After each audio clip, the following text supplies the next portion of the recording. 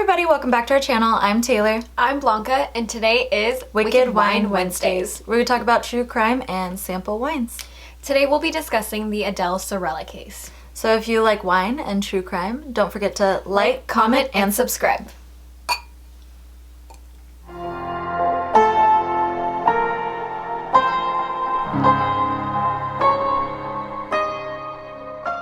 Before we dive in, I just want to remind you guys that we will be talking about the wines that we tried at the end of the video, so if you're interested in that, stay tuned until then. I also want to remind you guys that we will be posting a video every other Wednesday. So let's dive in. This case is a very, very sad case because it has to do with the death of two very young girls named Amanda and Sabrina. Amanda aged 9 and Sabrina aged 8. And they were murdered by their mother named Adele Sorella.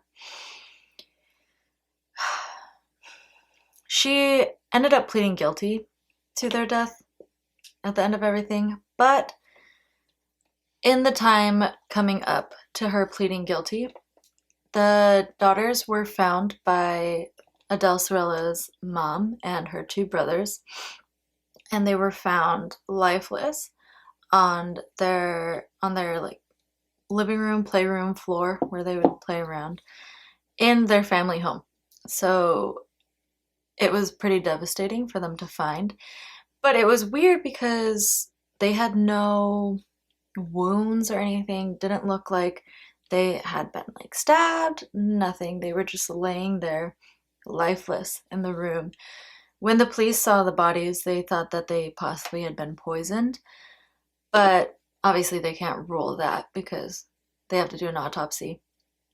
When they ended up doing the autopsy, they said that it seemed like an oxygen thing, like they had been deprived of oxygen. But since there was no marks or anything, they were trying to do the investigation and figure out how it happened and why. Although police did initially think, there was some poisoning involved because of the fact that there were no wounds. It didn't seem like there was any violence, no obvious signs of strangulation. It was literally just two lifeless bodies just laying there. Almost as like if they were sleeping, just no breathing or heartbeat. Now, eventually, they do the autopsy and poisoning is ruled out. So at this point, now they do have to, turn their investigation a bit, and they have to figure out what on earth could have caused two children to be so lifeless to the point where it would look like that they're poisoned.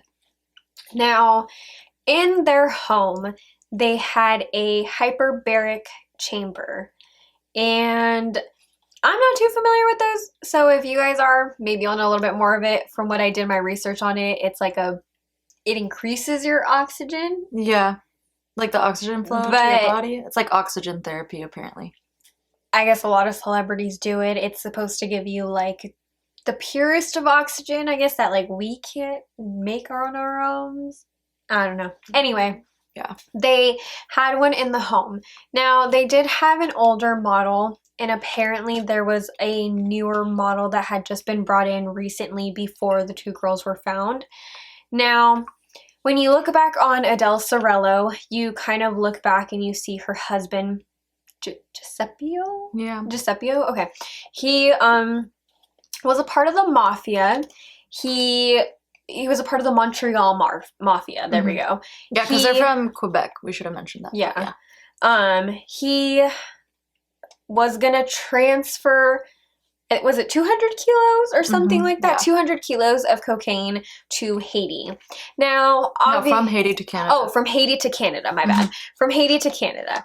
Now, obviously, the government was onto him, was building a case on him, and obviously seized all of his drugs when they arrived in Canada.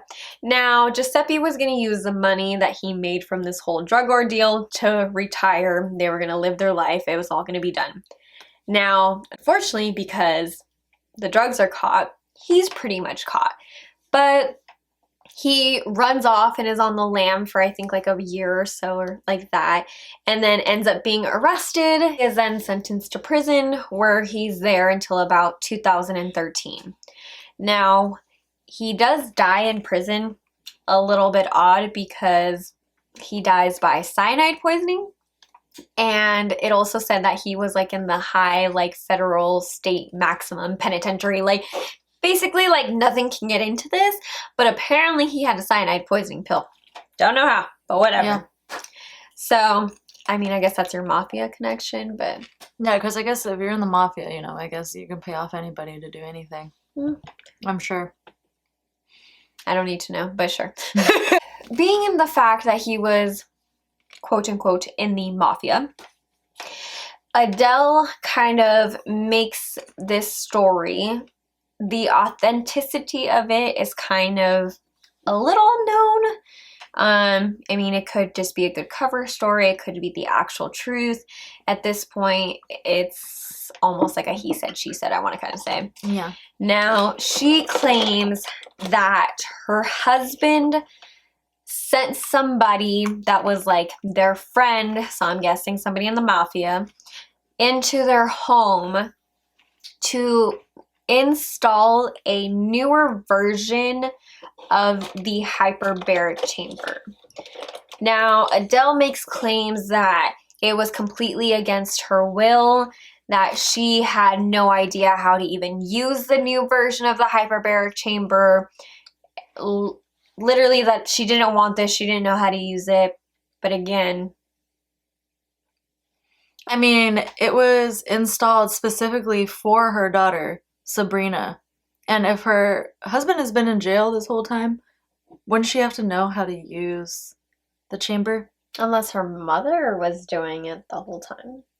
Yeah, but I doubt it. Like, I don't know. But we're not pointing guilt to her whatsoever yet, because there are a lot of, that's why this case is so weird. There's a lot of unanswered questions. It's almost like an open-ended case.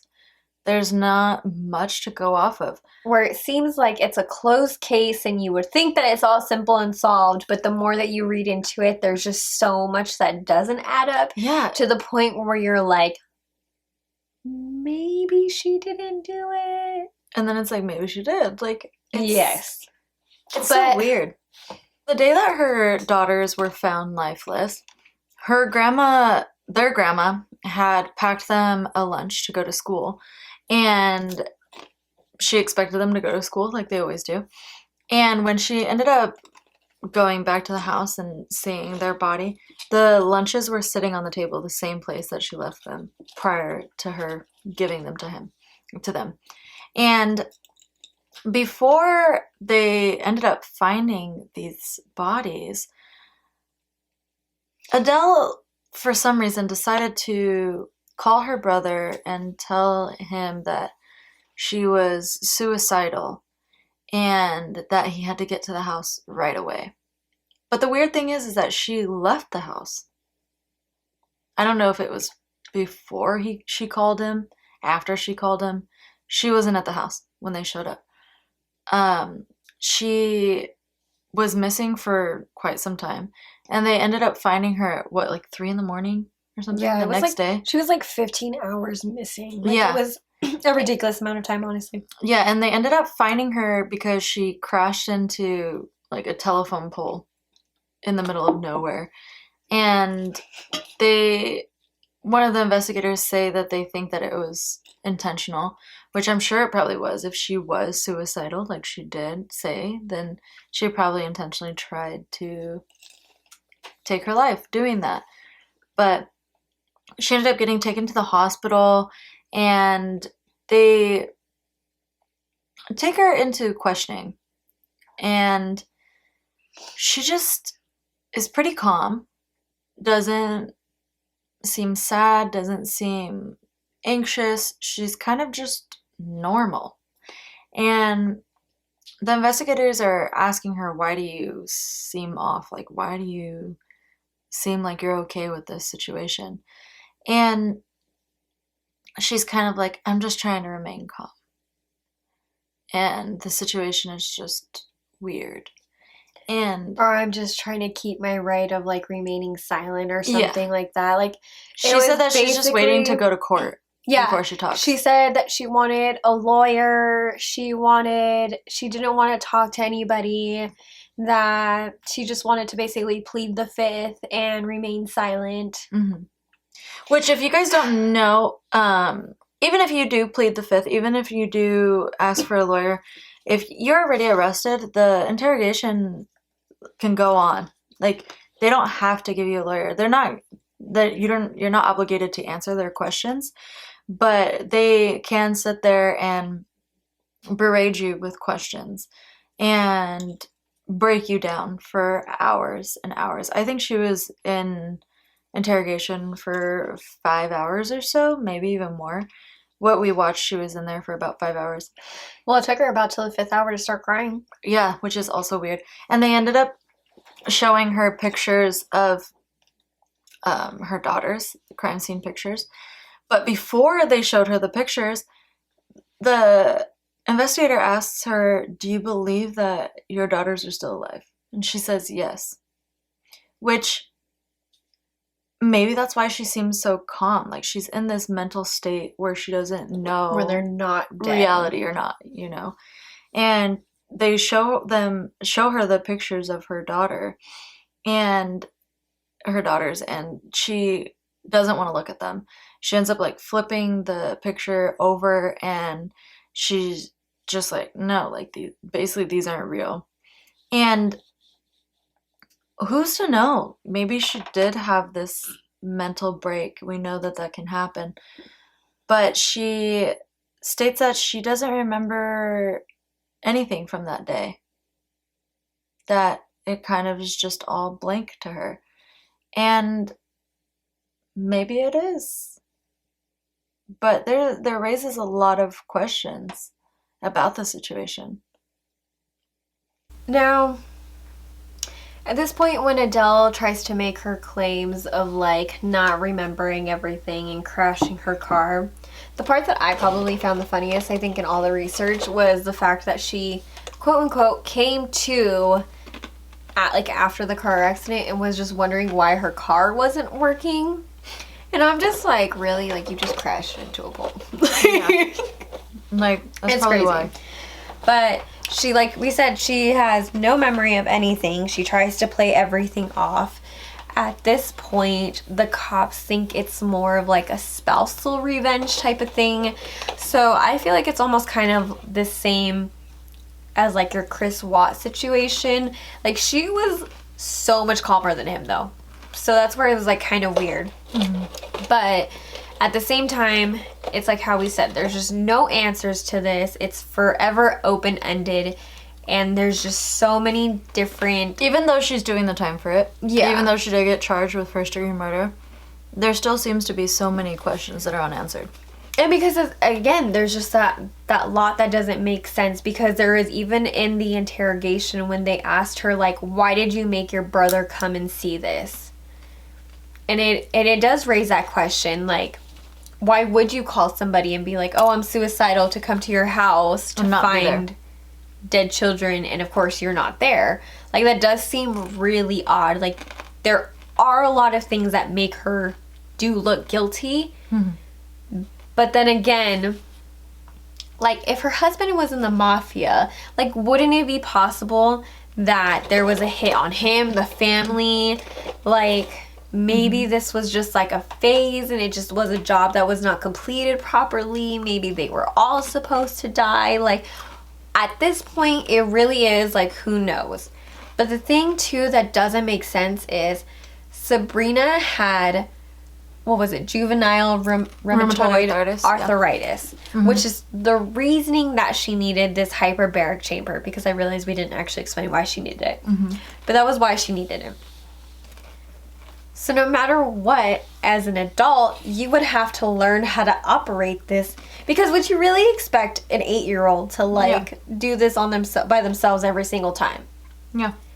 And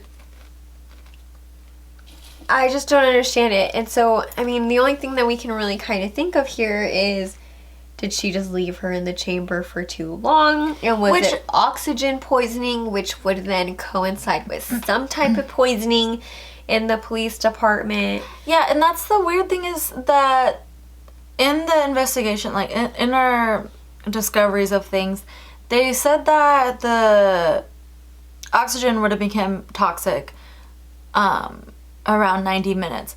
But it's weird because we did research on the hyperbaric chamber to see if it could cause death. And there's some people that have like stayed the night in their hyperbaric chambers, and like they're sleeping in it. Yeah. So I don't understand. I don't know if maybe like because they were so little, like can you dial the oxygen to make it higher and that's what killed? Like I just I don't understand. It's just so weird. And I'm not trying to say that she's innocent, and I'm not trying to say that she's guilty. It just seems like there's no answers. And I don't even think she knows. I mean, she said she doesn't remember that day. She's tried very, very hard to. They do agree that she does have some mental illnesses, but again, not enough to make her seem like a crazy person, dismissible in court or anything like that. I guess in like a few times between 2006 and 2008, she tried to commit suicide, and the defense basically asked her like, what did you think about hurting your kids? And she said she didn't. And I don't know, it's just she had these times where she thought that her kids would be better without her, and all of these things. Mean, who doesn't have that? Like, you know. Yeah, and I'm thinking like her husband went away to prison. She's doing this on her own. Like she probably thinks like she can't do anything right. She's doing this all on her own now. Like they would be better off without her. But this still doesn't seem like a motive to kill them. And well, one of the motives that they said could have been is like spousal revenge. Well, yeah. Like she was mad at her husband for going away, and thought that killing their daughters would get the revenge that she seeked towards him, which, I mean... Maybe, but...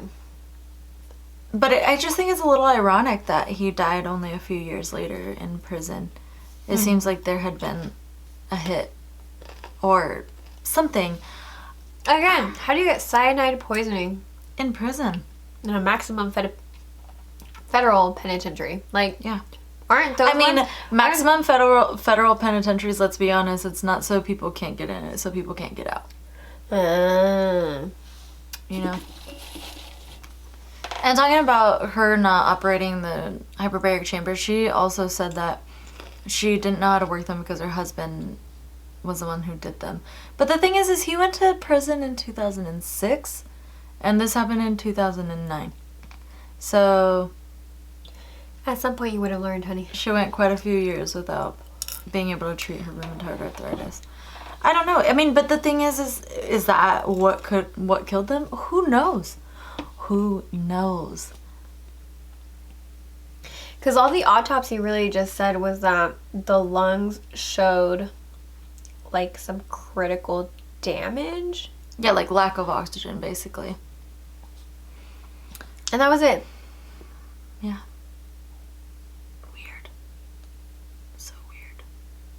So let's end this video on a more positive note. We're going to talk about the wine that we tried and let you know what we think. So the wine that we have today is just one. We got a big bottle. So the wine that we have today is Bridge Road. Bridge Road. And it's from California, and it is a Merlot. Not a Cabernet this time, a Merlot. Branching out, guys. Yeah.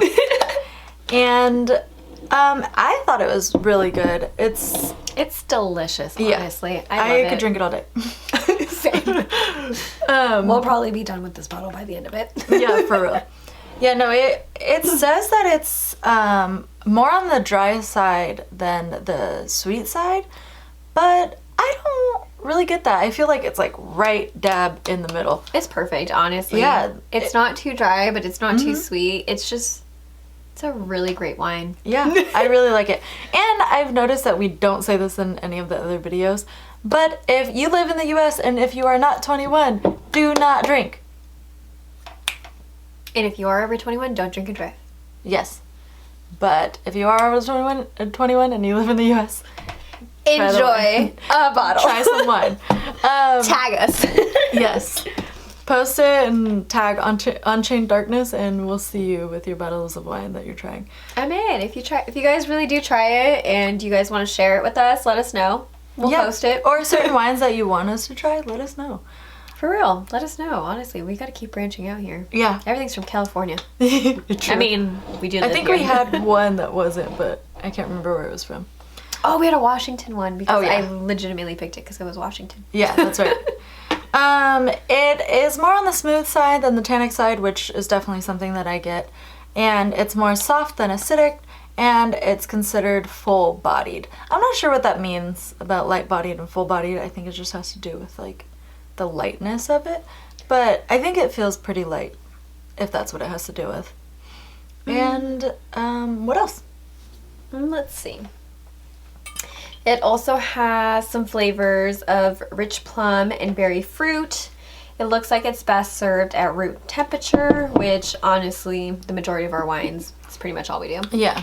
And then it also pairs well with beef, seasoned chicken, pork, and red pasta sauces. We're having ours Or with tortilla if chips you're and us, popcorn.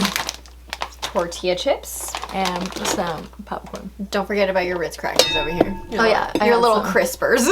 Yeah, I had some Ritz Crispers with it. And I mean, it goes well with that too. I think just like savory, it would go well with. Before we head out, I'm going to say that if you want to check out The Interrogation, JCS Criminal Psychology, who I mention all the time, does a video about the Sorella case. And it's pretty interesting, his whole take on her interview and what he thinks about it is very, very good. So if you're interested in that, go check him out. Thank you everybody for watching, and we can't wait to see you next Wednesday. Bye!